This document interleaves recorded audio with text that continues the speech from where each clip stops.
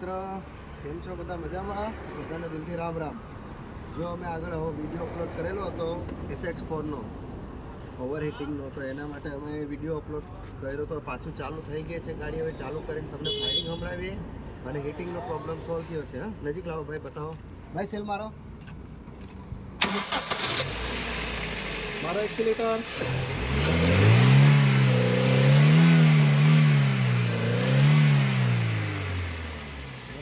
એકદમ કમ્પ્લીટ કામ થયેલું છે ગાડીમાં. હવે હીટિંગ ન થાય, કંઈ નહીં, ફાયરિંગ એકદમ સ્મૂથ છે.